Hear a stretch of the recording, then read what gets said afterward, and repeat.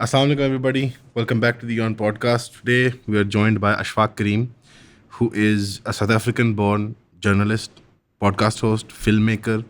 He currently hosts the show Unapologetic, a thought provoking podcast series produced by the Middle East Eye.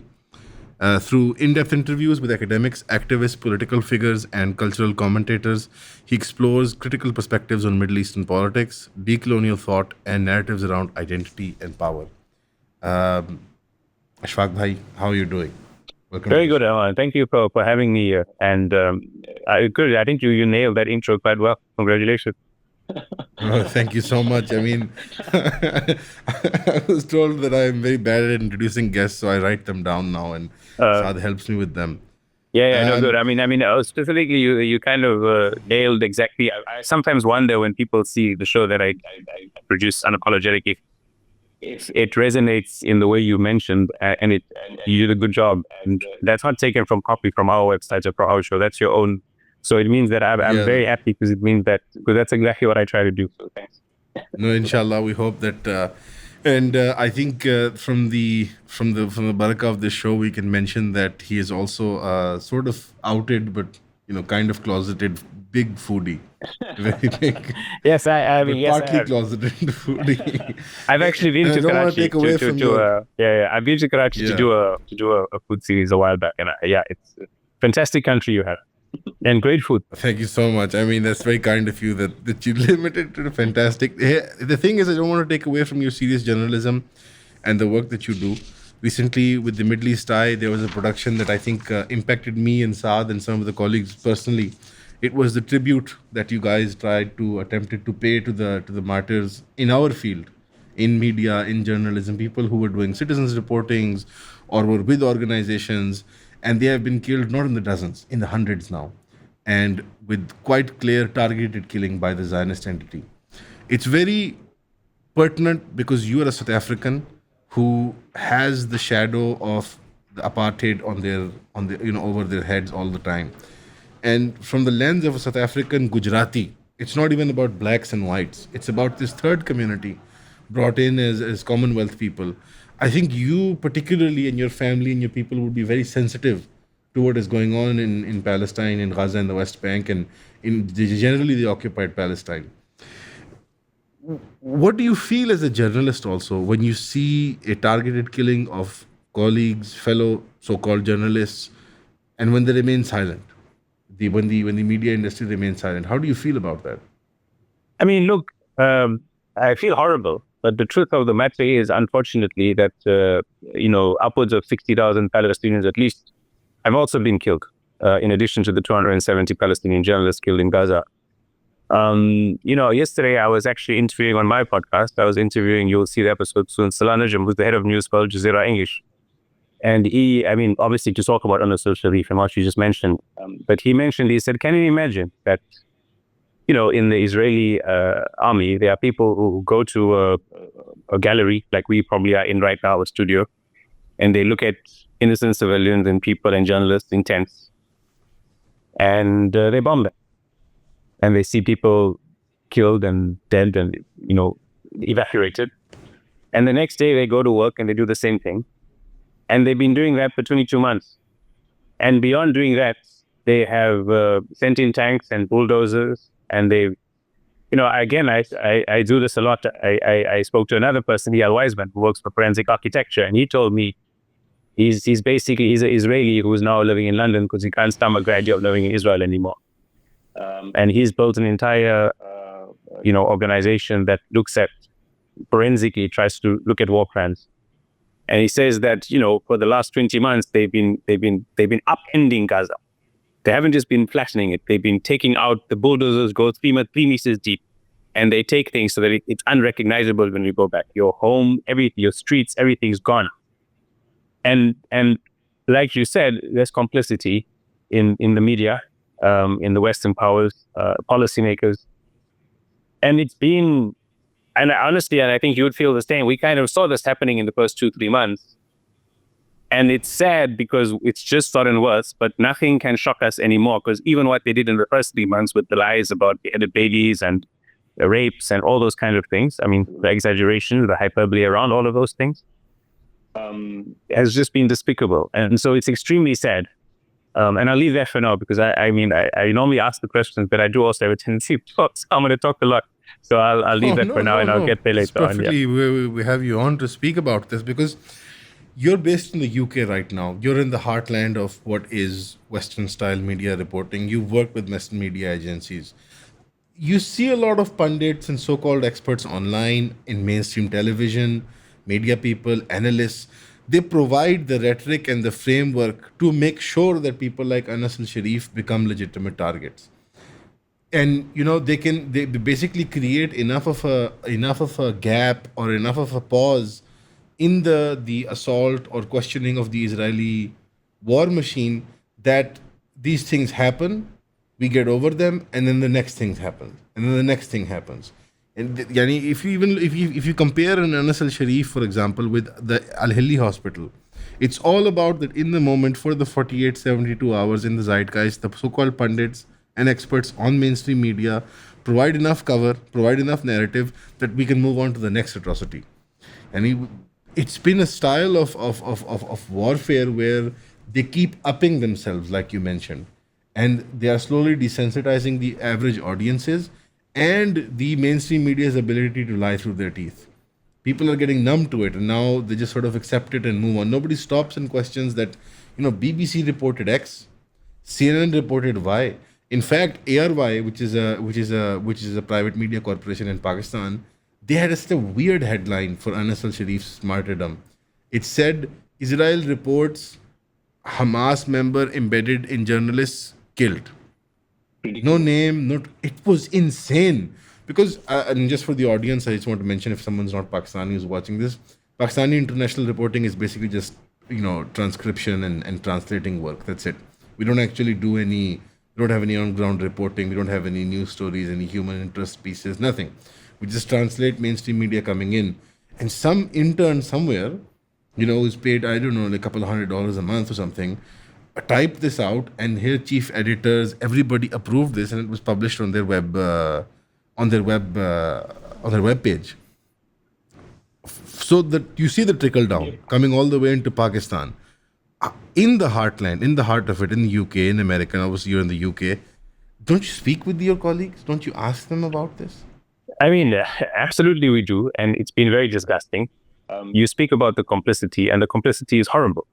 And I honestly sometimes feel that the journalists and the media who are supposed to be watching the powers and keeping them in check go beyond the powers and keep them in check. And this has been, I'll first show you, I remember vividly, because when the course first started, I wasn't working at the time voluntarily. I was working on another production, and I wasn't in journalism at the time. And I was basically glued to Al Jazeera and CNN and everything. And I recall literally in the first 2 weeks, maybe 3 weeks of the war, there was Anderson Cooper was standing in Israel, who's from CNN, and he was speaking to an Israeli settler. And Jake Tapper was one other anchor. He was in the studio or somewhere else in Israel. And it was the moment when the Israelis had asked most of the people in North Gaza to move to South Gaza, and Gaza still stood. 98% of the buildings were still intact. Now, 10% are maybe intact, and it seems like they want to finish the job. And Israel had just given everyone 24 hours notice to move. 1 million people to move to the south, leave their homes and leave. And Anderson Cooper was, so one of the CNN anchor asked the Zionist or the settler leader, whoever he was, the government spokesman was with Anderson Cooper, to like a question about this. And he answered, and then Anderson said, but isn't this really humane? Which other army would do this? They would actually first give out leaflets to say you can leave. And I couldn't believe that there's this person who's reported on the Rwandan genocide. Anderson Cooper became famous because he reported on the Rwandan genocide. Saying that it's humane to ask 1 million people to leave because you're going to bomb their homes in 24 hours. And you've seen this all over. You've seen this with Piers Morgan consistently. Even now, many people think he's really moved, and he's moved a bit better, but he still says Israel has the right to defend itself consistently, which is the core issue here. He still speaks about Palestinian resistance like they're all monsters. That racism is still there. So yes, we do speak to our colleagues, but increasingly, I think the colleagues are just I think they feel ashamed, or they are doubling down and they have racist views. And it's really, I think there's a polarizing moment in the media. But I do think that these people, they are shameless. And I think the public has seen it. And I think at the core of this entire media, zeitgeist bullshit, right?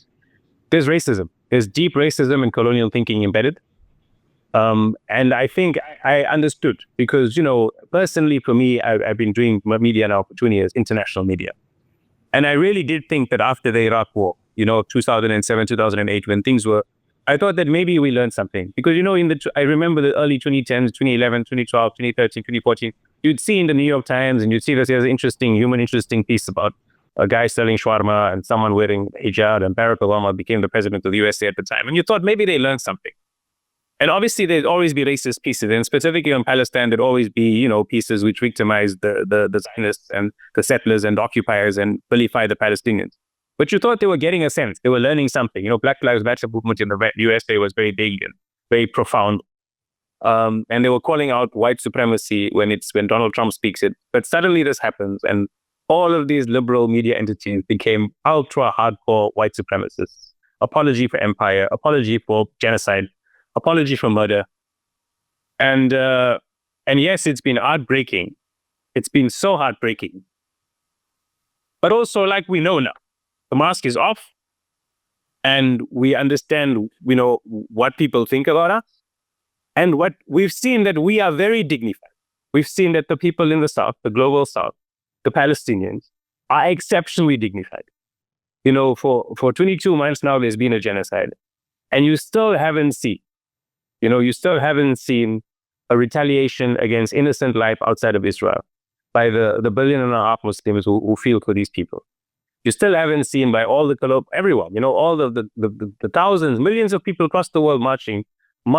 Maybe sometimes they throw a few glass bottles and a few stones, and that's the extent of the violence. On the other side, there's trillion-dollar media machines, there's consistent arms supplies, there's bombs falling, and we now know where dignity lies, and I think that's important. Wow, those are powerful words. Dignity. This idea that we are undignified. I remember you have people like Vivek Ramaswamy who suck up to this white nationalist kind of agenda, to the MAGA movement. And I remember that when he was getting too close to power, there was a tweet that was put out of his feet. And the color contrast between the soles of his feet and between the top of his foot, dark people, we are dark skinned. There's a color contrast with our palms and the rest of our skin. And because he was not wearing shoes during some interview, obviously he probably had a shoes off policy in his house. And as much as Vivek would like to escape his skin, people like Vivek, you can't. You simply cannot. You cannot out-Roman the Romans. I say this as a joke in the office sometimes. And in the global South, by the way, in the third world, I like to call it the third world, by the way. I like the insult of the third world. Like when Native Americans say, no, you call us Indian. Yes, yeah. It's like that for me. Like, you call me a third worlder.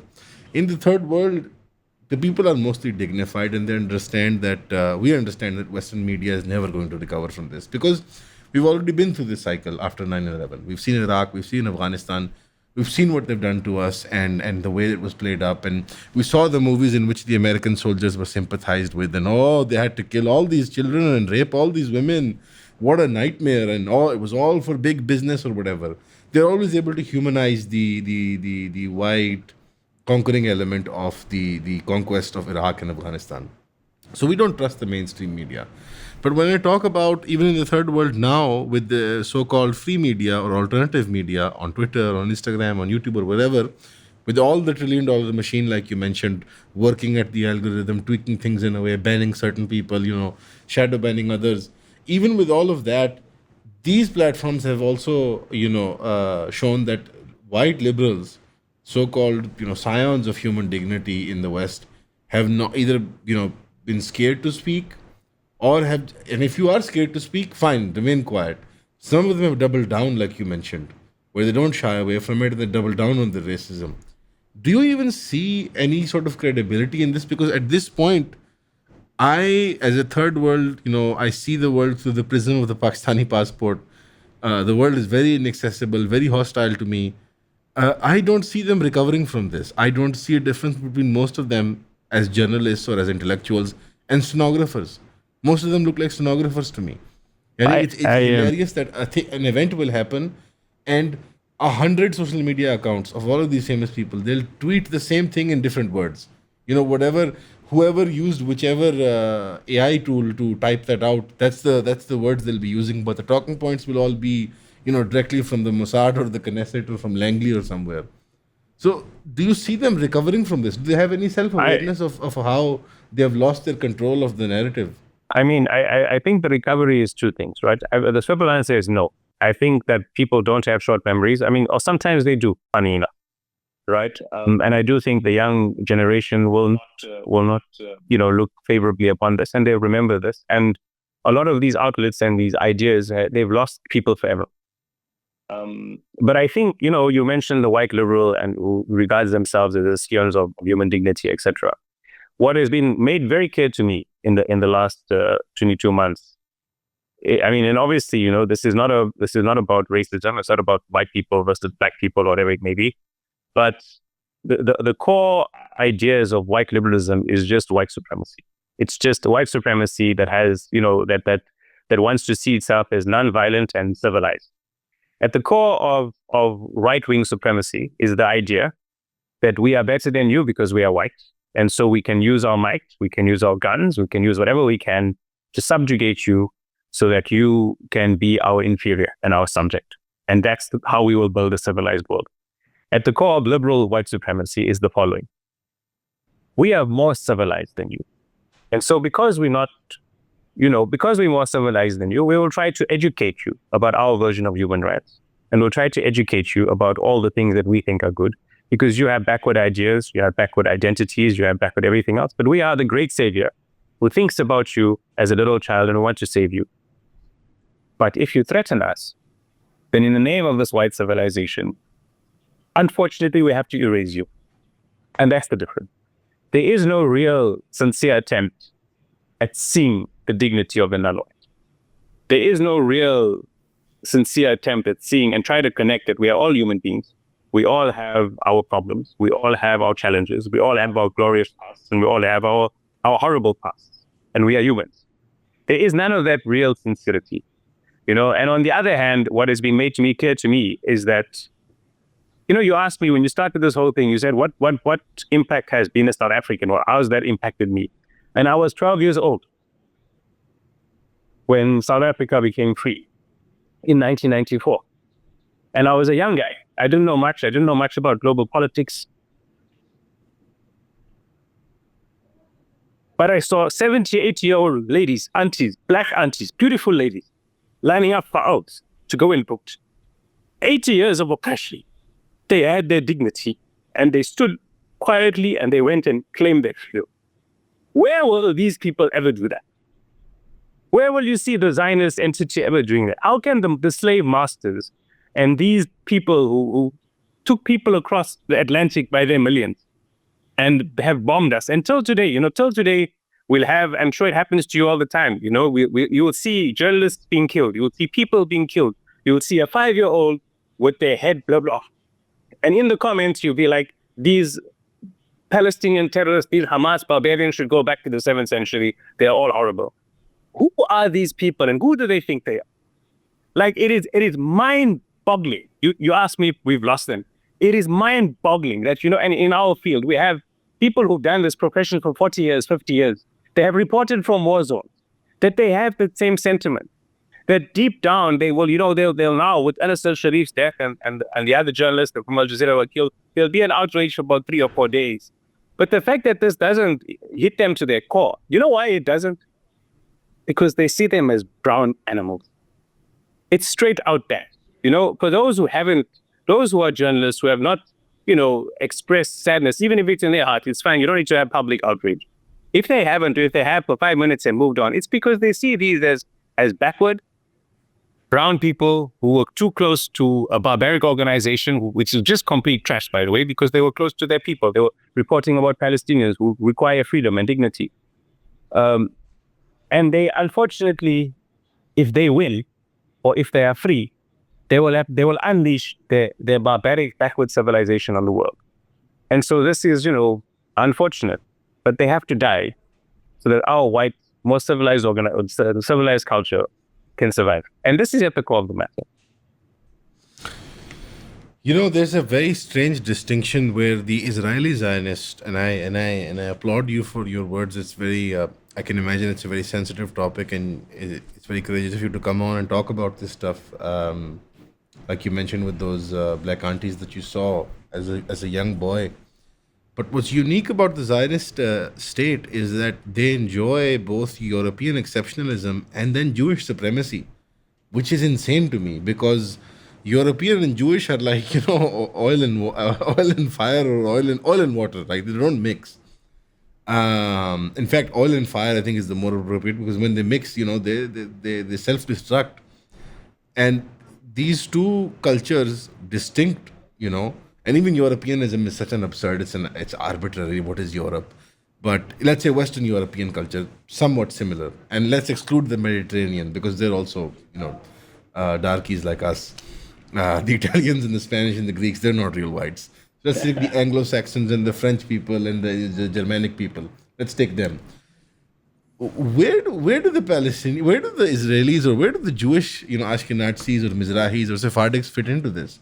They enjoy the luxury of online and public propaganda in terms of being white, and we are the border wall between the whites and the savages, and we are the forward sword edge and the tip of the spear, and at the same time they have a distinct Jewish identity, which is in exact opposition to Europeanism. They are seen as usurers. They are seen as the Shylocks of Europe. They have literature to describe the a whole community of people. In fact, it's the apex of English literature, Shakespeare, which is this anti-Semitic drivel. uh, I mean, how do they reconcile this kind of identity? So, I mean, look, it's a good question. And at the heart of the Zionism, right, this project is this idea. It's the idea that we also have the right to colonize. I think this is what the Zionist project is about. It's like we need a community. And so instead of trying to find a global community, instead of fighting the oppression, the very horrible oppression that Jewish communities faced in Europe, right? Instead of fighting that, the Zionist project idea was, the Dutch have a colony, the English have colonies. We also have the right to a colony, not a homeland, a colony. And that's what they did. And so it was white liberal supremacy that was extending their humanity to the Jews that were oppressed in World War II to go out there and make a colony. And it's fine because of the myth of there aren't any people there. And if they are, it's fine. They just brown Arab savages anyway, who need civilizing.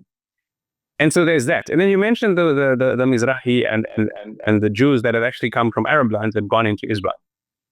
And it's so strange that the fact that for 1300 years, mainly, broadly, there was massive Jewish communities throughout the Middle East and Arab lands that were more or less living in harmony with the people. To the extent that during the time of the Crusades, one of the Nab Salahuddin, I think it was, I forget his name now, but one of the Muslim generals and sultans that just appeared before Salahuddin, he actually gave the one, there was a conflict between the Crusaders and the Muslims, and he actually, once he conquered a city or a small town, I think it was just somewhere in Syria, he gave it to a Jewish governor so that it could be peaceful, because this is how we regarded the Jews. This is how they were regarded in their land. And obviously it was after the 1948 ethnic cleansing, and the fact that, it's been well documented, Ilan Pape has documented this, Avi Shlaim has documented this, that, there were actually third Mossad, actually the operations in Iraq to create chaos so that the Jewish community out of fear would come into Israel. And so it's very strange that there's now this entity that now, sees themselves as a Jewish supremacist entity, and they are given carte blanche by Western powers because of white supremacy, because of geopolitical interests, and because of the guilt of the horrible atrocity committed against Jewish people in World War II. So I don't understand it. But what is clear is that way below all of this is how they think about the Arabs and how they think about the Palestinians, and how it is clear that we can be demonized, Muslims can be demonized, Arabs can be demonized, for many wars, from the Iraq war inwards, and we see what's happening and unfolding on our screens now in Palestine, in Gaza and the West Bank, and it's horrible. It's horrific. I think it's particularly the contrast is highlighted by the coverage of Gaza compared to the coverage of the Ukraine. If you see the two conflicts that have somewhat of unfolded in a similar timeline, um, it was very funny. People used to laugh here about like how they would say, I remember it was either MSNBC or it was CNN. Oh, this isn't the Middle East. I remember a field reporter. These are white people. They have blonde hair and blue eyes. We're not used to of these images. And I was like, he said the quiet part very publicly and very out loud on television. I think so. Me personally, I was very cynical. I've always been cynical of Western civilization and the idea of a liberal, humanitarian, universalist project since my teenage years, because I grew up with the idea of 9/11. The war on terror was hot in Pakistan at that time. My school we had bomb blasts all the time outside because of the civil war that we had self-created because of the American collusion because of our American collusion in the Afghan war. And so I grew up with that shadow, and I said, yeah, this is quite clear. They're a conquering force, and all of this is, in Urdu, we would say lepa pochi, but in English, I would say it's all just varnish, to polish up the imperialist agenda that, oh, we're going to civilize you, and we have women's rights, and we want equality between the genders, and we want parity with the minorities, and blah, blah, blah, blah, blah. All of this is a tool to browbeat us. And it's not a real, authentic attempt at universal human rights or human dignity or liberty or any of these things. And obviously, with the years, I became more cynical and it became more intensified. But like 9/11 was a wake up call for a lot of people. I think the 7th of October and the subsequent genocide has been one for people who still held on to that dream. I think the Ukraine has had an impact on the white populations of Europe and America, the more disenfranchised whites, both conservative and on the left, who maybe have college debt or maybe have home loan debt or are unable to get married. Even the sex and gender roles play a part of this, about the breakdown of the family system. You see that on both ends of the spectrum now, they're sort of horseshoeing back to a loop where they're both meeting on the same issues, that why are these big corporates dictating foreign policy? Why do we finance Israel? Like, I think below 30, some of the polls that they've done on favorship of the favorable view of Israel, it's like below, it's the negatives now, because at the best they'll be indifferent to Israel. Nobody's actually going out there as a young white person in America or wherever being like, yeah, we need to die for Israel, we need to send our money and our taxpayer money to them. Do you think that this has exposed not only the media and the idea of liberal democracy, but the actual machinery, the mechanisms of liberal democracy, of voting, of having policy positions based on the people's opinions? You've seen massive protests in the West, which I haven't seen like since Iraq, by the way, and maybe even bigger than and more consistent than more Iraq, consistent because it's much longer. It's much longer, right? Yeah, but it doesn't make a difference. Like, leadership does not listen. Keir Starmer, I think, is the most hated prime minister, even more than Thatcher now, I think. It's ridiculous. And he's a liberal or on the left, Yeah, I mean, I think just to answer your question, I think increasingly in these societies, population is aware that their states have been captured by elites, and that there's a partnership between, and often this is beyond liberal and conservative, right and left on the political spectrum, and the media is in cahoots. I think capitalism has logically succeeded as it would, because that's the nature of capitalism, that capital succeeds. And so capital has succeeded, and there's massive machinery that's disenfranchised. Liberal democracy, outside of the fact that unfortunately most liberal democracies are run by liberal white supremacists, is not in itself a problem, by the way. It's a nice idea, the fact that they are liberal values, if there's pluralism, and that that you have a democratic process. But I think what you're seeing is the capturing elites, and I don't know what's coming, but I think young people know it. It doesn't mean that there will be a revolution. Young people can very well, carry on their lives and do their thing, and look at TikTok and Instagram, and but it's clear that the trickle down effect in terms of economy will also take place. There's a disenfranchisement in power, which is actually exaggerated. Like, I mean, the people who hold power, even though there's massive inequality, hold a lot more power than they actually hold relative to the money they hold. If you know what I'm trying to say, like, because the working class had no power. They're not involved in policy. They're not involved in making things, and often their votes are given to the wrong person based on the narratives of power that dictated to you by media and policy and those kind of things. So the people who don't, the non-elites are really, they don't have much wealth, but they have some wealth, but they really don't have power. They don't have political power and media power, even though now there's a lot of a difference because of social media, so they have some power. So something on that, I think going forward, that's going to be interesting to observe and look at, and how that's gonna play out. But I don't know. I'm not going to say that. I'm not going to bank on having some revolution very soon. But no, it's not sustainable.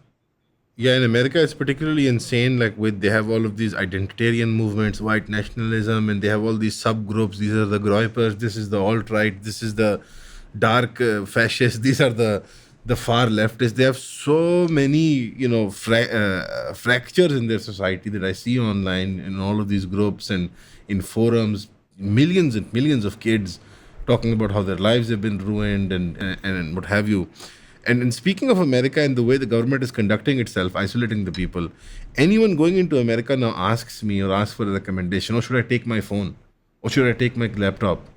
Because you have all these reports, which I'm surprised mainstream media is not reporting on, that people on the airports, when they land into America, especially if you have a triple S security status, which we all have, Muslims and we're brown,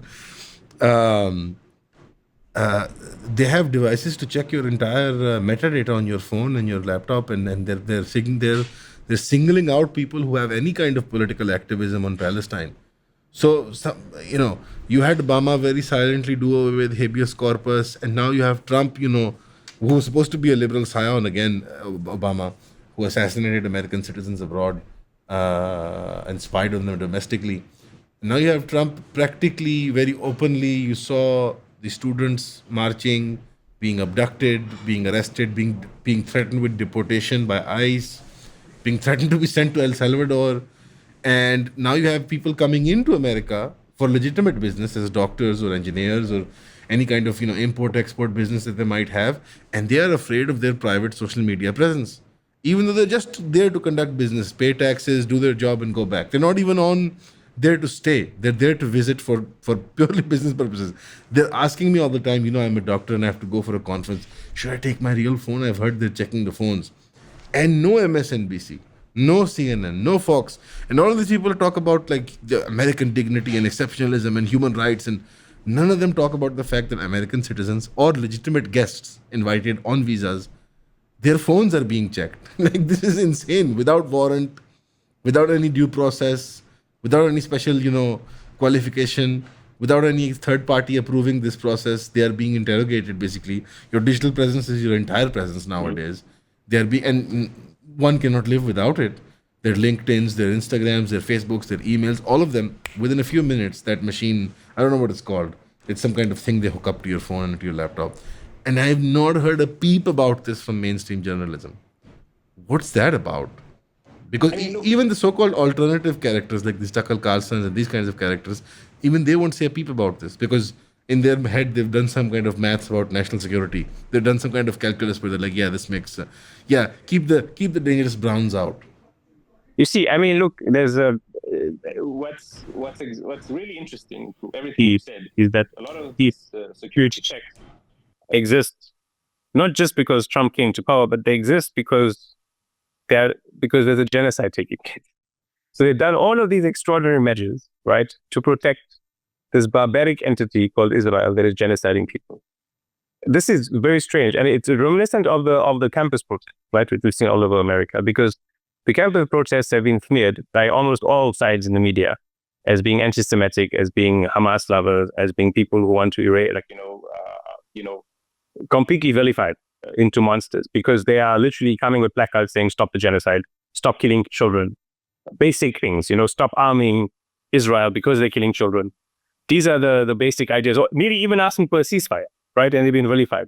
So it's been ridiculous that all of this is occurring because of, it's actually such a strategically ridiculous idea. If you want to actually entrench your liberal world order, it's such a bad idea, from their perspective.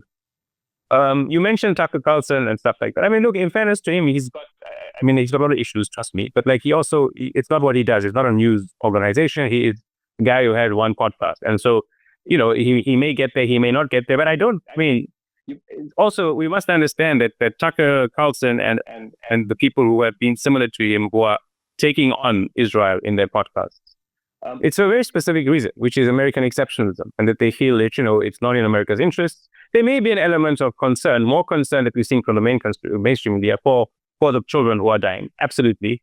But I mean, there's still so much of American exceptionalism in there. There's still so much the idea that... No, but that's why I asked the question, like, where does that American exceptionalism go when people are being openly, without warrant, spied upon, their privacy is being... Where does that go? That's why I specifically asked, No, I mean, I think for them, American exceptionalism doesn't mean what we think American exceptionalism means. I think it means for them that we can do as we like, and we'll take your phone because you are coming into America. And you can't take our phone. What about the American citizens coming into America who are having that done to them? If they need to maintain American empire, how do you square that circle? Like, you can't square it. I mean, we can't square their civil rights record with their civil rights narrative and mantra, right? It doesn't square up at all. They have enslaved people. They have genocided almost the entire Native American population, right? They have still spying on people. Black Lives Matter is still happening. They still, search random black people and beat them up and often kill them and shoot them. There's a massive problem, but they still espouse human rights and say we are the fathers of human rights. There's always been a disconnect. This is what's at the heart of American exceptionalism or white supremacist liberal exceptionalism. It's that we are allowed to do what you can't because we are more civilized. So if we beat up someone or put someone in jail or we are monsters, we had to do that because we need to protect our precious empire. And this is at the heart of the matter.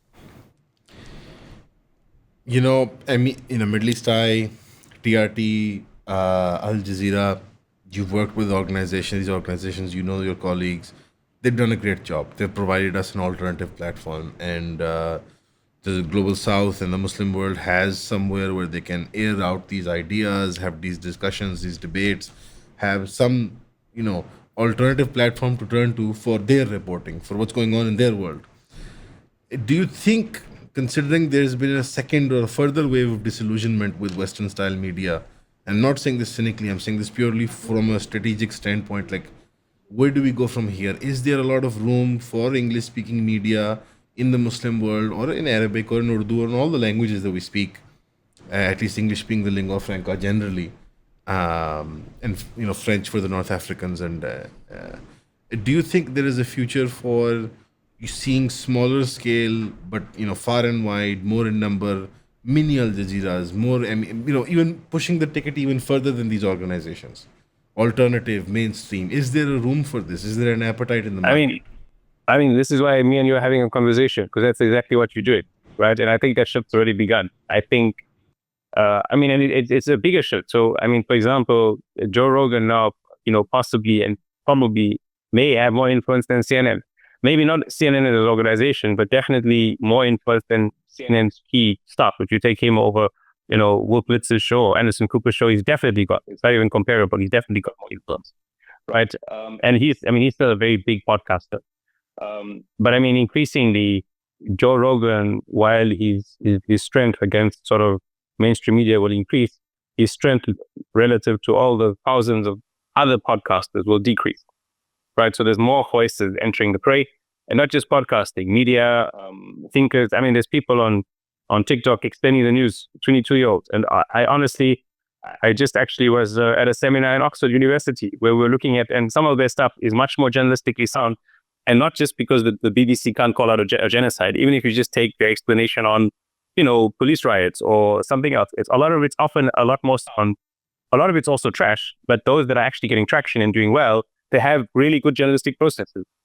And so the voices, it's a real irony, right? Because big tech comes with a big monopoly over how we think and feel. But yet the truth of the matter is we all use these big tech platforms to actually fight back. And it's a strange, weird dependency that we have, right? Like, this, after you shoot this, it's going to go on YouTube and Instagram and TikTok. Facebook, and it's going to go everywhere where these massive, I mean, I won't even call them oligarchs. I mean, there's these 6 companies in the world that own so much wealth. It's unfathomable, and have so much power literally over us in almost all our interactions. I mean, everything we're using here today, from our devices to where we're going to publish this entire podcast is happening on the ecosystem of probably Apple, Microsoft, Facebook, Google.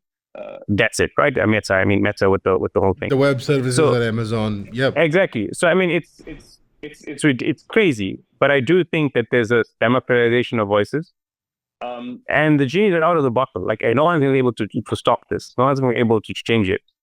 There's also a lot of trash and a lot of hate, podcasters and views that are coming out. But I mean, I like to think that amid all the chaos, the truth eventually comes to the surface. Unfortunately, it happens too late. It happens after the crimes are committed. I was just speaking with some colleagues this week, and we were talking about the media coverage of Anas al-Sharif. And I said, look, even Ben Shapiro, he will say that, the Native Americans were wiped out through a genocide. Even though, the pits of the world will say that, but it doesn't matter now that they say it, because it's done. It's over. The Indians, as you said, the Native Americans are now in reservations, and the Bay, and that's all happened. Like, it's all finished. There's the butt of the joke, because it's 300 years too late, 400 years too late, and now it's PC to say it, so they'll say it because they want to say, they don't want because to it means nothing. In fact, to them. it's like a preemptive defense so that they don't get whataboutisms. No, it's that, and it's they just actually don't care. It's like it's happened and it's over. And in the heart of it, actually, I believe this. It's not even a strategy. In the heart of it, they believe that if it wasn't for that genocide, we wouldn't be here now, and we wouldn't be civilizing the world with all our lovely products and all our lovely speak. So it was an unfortunate event that happened, but it wasn't so bad because we acknowledged it now. Yeah, the speed of it's too late is become so quick now. So Netanyahu's been on 2 podcasts now. And the first podcast he went on, these are gambling boys who, they're called the Nelk boys. I know this is insane. Yes. You have to know about the Nelk boys now. The 2 boys, one is Jewish, one is, I think, just regular white American. And they do a podcast and a TV show, like a YouTube, like a vlog style show where they just gamble and they have fun. And it's like, they're very popular with frat boys, and they have that kind of audience. So Netanyahu, when, the Mossad was scoping out podcasts for him, and it's a 2-way street, obviously most of them probably didn't agree on it, but they agreed, they probably took the money and they organized it in that particular way. Simply them releasing a snippet from that podcast brought so much backlash that within a day they were doing damage control. They had to give interviews with all kinds of far leftists and far right people who were anti-Israel, basically both the poles who were anti-Israel for different reasons, but anti-Israel nonetheless. They had to be giving interviews, and they had to do 2-3 hour live streams to explain why we just talk to anybody and we weren't prepared for the interview and blah, blah, blah. But it's too late. It's 24 hours too late. 24 hours is enough for Netanyahu to get his few million views and to, bullshit the media system, the media cycle. And he got away with it. So it's not even a thing of 300-400 years with the Native Americans. It's a thing of 48 hours. The 72 hours of Anas al-Sharif's coverage, it's done now, unfortunately. And I know it's done now. And in that 72 hours, 48 hours, all the Haspara Twitter accounts, all the Instagrams, all the mainstream BBCs and CNNs did their job. And now they can move on to the next thing, which is how we started this conversation. Al-Hilli Hospital is a memory, is a whisper of a memory in my mind. And I'm someone who's actively engaged with the genocide, and I'm very concerned. The day and night I'm really consuming the news. But Al-Hilli is like, did it happen when I was so 20? far away? Did it happen when I was a teenager? I don't even, It's so far away. It's so far away now. And that is the name of the game. How do we, and we'll close with this because I've taken up a lot of your time, but how do we put ourselves ahead of this vicious cycle? How do we escape this particular matrix that is set up? 72-hour outrage, 1 week of depression, next thing. Now, how do we get out of this? It does feel like it is a horrible time, and it is a horrible time. And unfortunately, for the millions of Palestinians who have lost their homes, for the tens of thousands, if not hundreds of thousands who have died, it is way too late. And I don't know what's going to happen. I mean, personally, I see it very difficult. I don't see the world putting in place the steps and the pressure to stop the entire ethnic cleansing of Gaza. And I mean, I say that with such a heavy heart, but it's true. Like, I can't see why this government would stop, because no one is stopping it, and it's not going to happen, right? So it's a very, very profoundly sad time. In terms of how we kind of stop the cycle of memory, I don't know if we can, but I do think that it's already happening. You see, the fact that these guys got Netanyahu on board, and then, within 72 hours, there was massive outcry. They had to eventually interview Bassem Youssef. And I'm sure they got some views and are popular, but they were like, I mean, again, we live in echo chambers on social media, so we can't really assess and measure what the gauge of sentiment is. But the outrage showed where the public stand. And the outrage showed that you can't get away with this anymore. And you see, 5 years ago, and they probably did, if CNN and BBC did whitewash the lives of journalists who were killed in some other part of the world who didn't happen to be white or white supremacists, right, and were reporting on the ground and were killed by a colonial entity or an entity related to colonialism, we wouldn't be sitting here and talking about it. We didn't have the setup. Even when Middle East existed, we didn't just have 5 podcast shows that we do on the weekly and put out to the world. So there's been so much, and then there's you, and there's so many other podcasters and people and people tweeting and people putting out Instagram posts and calling them out in literally the hundreds of thousands, not like the thousands. And so already there's this point where the world is speaking, the world understands this, and of course, everything we say and everything we do does not make it okay. It does not, iron over the horrors that the Palestinians are facing and have faced. But it shows that there is a turn coming. Now, I don't know if that's optimism. Like, I often speak to people on my own podcast, and they're like, at least, the world seems to be another generation, and they're coming through, and Zionism cannot continue for too long. And I don't like that view. I mean, I respect it, obviously, but I think that we are living really through a very, very profoundly sad time. A very profoundly sad time. But I do see increasing that humans are standing up. We don't yet know how to stand up. Our standing up is of not real consequence yet. We maybe now only have the power to shame, to call out, to say that was wrong. But it's a power. And we can hope that one day that power will come to something more. And I think that's it. Sad times, but human dignity is a process, ongoing. It's been thousands of years. There have been different stages, hopeful stages, hopeful eras. And this is maybe one of the darkest eras for human dignity. But like you said, bold words, we're standing up. Maybe it's inconsequential. Maybe our legs are wobbly. But standing up nonetheless and using our voices. And I think I agree with you that delaying this to another generation isn't the right approach. It's how quickly can you get up and stand on your feet now that will determine the outcome for the next. We're going to live in sad times. This much is obvious. But how many of us and for how long we can stand in these sad and dark times will determine the quality in the next generation of dignity and life for most, if not all, people who share this planet and this common humanity. Ashfaaq bhai, thank you for your words. I hope people have questions for you as a journalist, and we can follow up, inshallah. And maybe in lighter times and less dark times, we can review food and talk about the history of the Gujarati diaspora of South Africa, and then the diaspora in the UK and in Australia. Okay. Thank you so much, man. Thanks for your time, and thanks for your smart, intelligent question.